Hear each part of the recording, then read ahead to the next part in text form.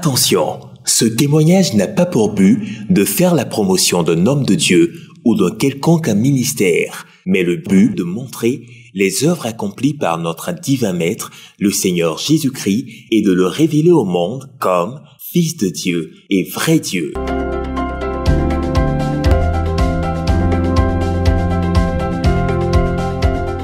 Si vous demeurez en moi et que mes paroles demeurent en vous, demandez ce que vous voudrez et vous l'aurez. Nous avons auprès de lui cette assurance que si nous demandons quelque chose selon sa volonté, il nous écoute. Et si nous savons qu'il nous écoute, nous savons que nous possédons la chose que nous lui avons demandée, quelle qu'elle soit.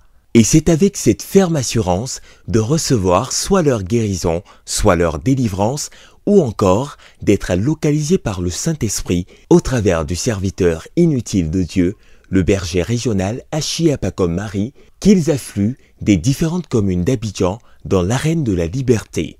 La sœur Cré Edith, épouse Dro, fidèle au rendez-vous de prière du ministère catholique du combat spirituel, a expérimenté la puissance de Christ dans la vie de son beau-frère qui souffrait de la folie depuis 25 ans.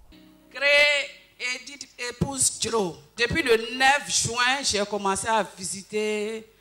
Bon, je suis allé au centre d'abord, après j'ai découvert la Viva. Et c'est comme ça que je venais prier chaque fois. Je n'ai jamais manqué de jour. Depuis ce jour, je viens.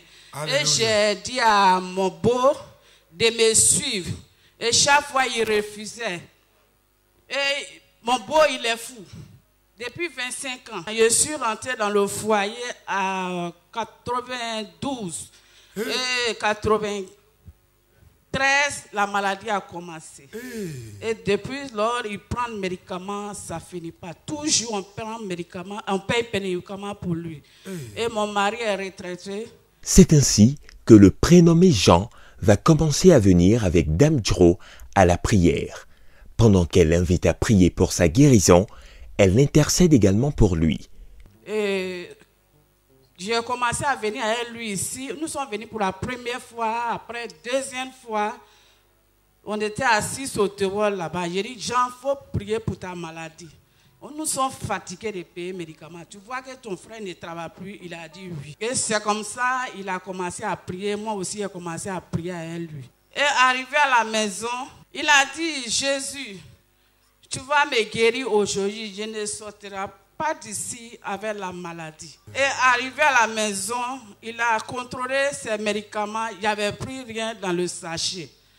Et il a appelé son grand frère pour dire, les médicaments sont finis. Son grand frère dit, ah Jean, toi tu sais que je n'ai pris rien. Et c'est en ce moment tu vas me parler des médicaments. Il fallait me dire vite. Il dit, ah moi je ne savais pas. Et il a appelé son frère qui est prêtre. Lui aussi il dit, il n'avait rien. Il a appelé au village, on dit j'avais rien. Toutes les portes auxquelles il frappe sont fermées. Mais heureusement, la porte du roi des rois est toujours ouverte pour ses enfants qui crient à lui. Quand il n'y a plus d'espoir, Dieu est prêt à pourvoir. Et c'est comme ça, on dit nous allons prier. Parce que chaque minuit, je prie avec vous. Je les ai réveillés et nous avons prié. Le lendemain, il a dormi sans problème. Et quand c'est comme ça, quand il ne prend pas les médicaments, personne ne dort dans la maison. Il se lave plus de 10 fois. Il dérange tout dans la maison. Il frappe des enfants. Et ce jour, il a dormi jusqu'à 9 heures. Le lendemain, les matins à 5 heures déjà, il sort, il dit, ça va à la messe.